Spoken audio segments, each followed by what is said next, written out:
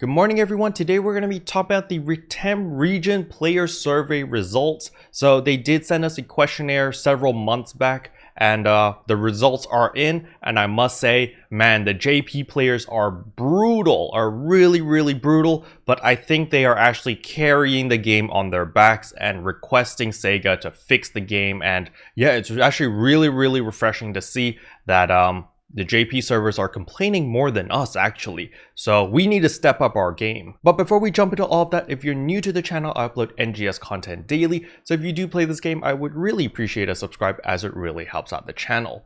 Anyway, without further ado, let's begin the video.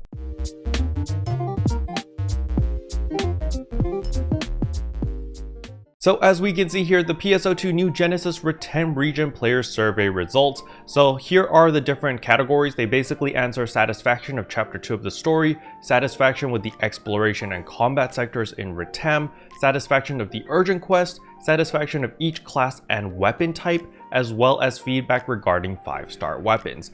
So we're just going to be looking at the dissatisfied and very dissatisfied marks because I think that is a very good indication of, you know, if Sega's doing good or not. So how fun was the story? You know, I think the story was pretty good. Most people were like, yeah, it's alright, not a big deal.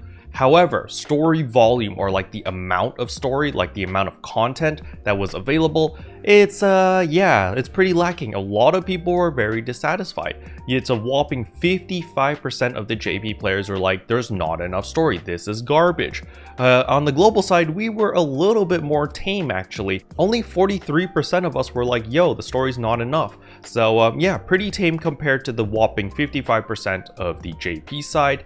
And then as for story difficulty, yeah, most people are like, yeah, story's easy, not a big deal, it's fine, don't change anything. Now as for satisfaction for the exploration and combat sectors, so most people are like, it's not that bad on the global side, but a whopping 26% on the JP side were like, nah, it's not good enough, please make it better. So it's really nice to see that the JP player base is carrying the global side, because as we know, the JP player base is a lot bigger, so Sega's most likely going to value their feedback more than our feedback. So I am glad that JP is carrying us over here. Then on top of that, for the landscape and graphics, no real complaints for that. People are pretty happy with the graphics. Then for the ease of gathering items such as minerals, fruits, tames, and exploration areas, again on the global side, we're pretty okay with it. Personally, I'm okay with it. But on the JP side, 24% were not happy with it. I kind of want to know what their complaints were, you know, like was it too difficult or not enough materials, or maybe it felt limiting or something. I just found it really interesting that 24% were not happy with it.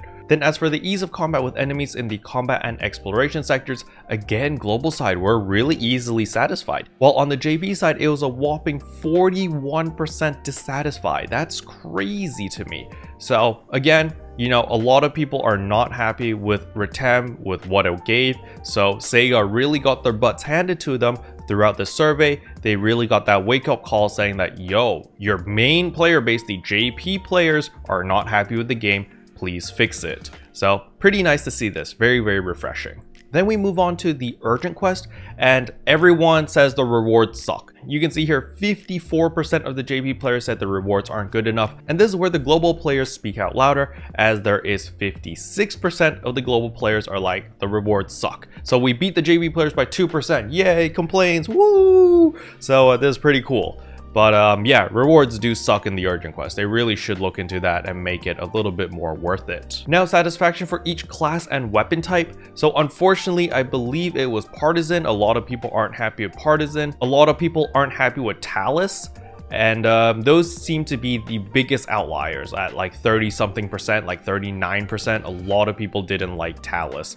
So yeah, they're going to be looking into this, and hopefully there will be some changes. What surprised me is the katana. Like on the JP side of things, freaking 47% of the players aren't happy with katana. I personally thought katana was in a pretty good place, you know. Bravers got a lot of love compared to other classes like a bouncer with soaring blades, you know. Poor Chrono over here is suffering because yeah, he's getting no love, while the Bravers are getting tons of love. But I'm actually pretty surprised that there is still quite a high level of dissatisfaction on the katanas. So maybe we'll get even more buffs, you know, make katana braver great again, Kappa. So I'm pretty interested in seeing what they're going to be doing, because as you can see, there's a lot of weapons that people are very dissatisfied about. I think the only weapon that probably won't see any changes is going to be the rod, because I think most people are pretty happy with the rod. You know, percentages are pretty low. It's at 10% dissatisfaction over here and 7% dissatisfaction on global. So rod is in a good place, but everything else, I think there's going to be room for improvement. Now for the most interesting part regarding the 5-star rarity weapons. So first of all, they covered the opinions on the Relic series, saying that the drop rate was too low, but farming for rare weapons were fun. And they said that apparently the opinions were split 50-50 between the players who enjoyed it and disliked it. So there was a group of people that really liked how rare the Relic weapons were, and they enjoyed farming for it because it was like, you know, farming for that impossible drop. However, some people really disliked it. To be honest, I think on the global side, most people really disliked it. But when they introduced like the Sanquian weapons and that method to make it, I think a lot of people were kind of like, we don't really like that either. We kind of want a middle ground. So, you know, global players and JP players have different needs and wants, that is for sure. But with this information, Sega has decided to not change anything with the current drop rate. So they're not going to be increasing the drop rate for the Relic weapons, and they will still allow us to put the Relic weapons onto the personal shop in order to sell them and stuff like that. However, we will continue to monitor the demand and acquisition status of these rare items and discuss holding campaigns from time to time to give players more chances to get their hands on them. So this is probably the main takeaway that I want you guys to understand, is that they are probably going to make some campaigns or some events where you can guarantee yourself a Relic weapon of some sort through like an event exchange system or something, where you'll be able to get a Relic weapon. However, it won't be tradable, because I do still think that they are going to be adding that whole crafting or exchange system. I'm like 90% sure that will happen. It's just a matter of time. But for the time being, the Relic series are still going to be as rare as they are now. So even with the new Kavaris region, when, I don't know, the Relic 2.0 comes out, it is still going to be super duper rare. You're going to have to farm a butt ton in order to get one of these. So yeah, you can bet your butts I will be in a combat zone indefinitely farming for these, unless they only drop from ancients. Then I'm screwed. Then I'm just going to be sitting there farming for ancients all day, every day. Now I know that sounds like bad news for a lot of us. However, there is a little bit of silver lining over here regarding weapon types for each series. So remember when we get like the obscure weapons and all of the seasonal weapons, and they were like limited to specific series? Well, they're going back on that, and they are actually going to give us all the weapon types on each series, starting from the 6-star rarity weapons onward. So that's really, really nice. So we don't have to pick and choose, and we're not forced onto specific weapon series anymore, because all the weapon series will include all the different weapon types. So this is going to be really, really awesome. So in conclusion, Sega is listening to the community, because PSO2 is kind of very important to them.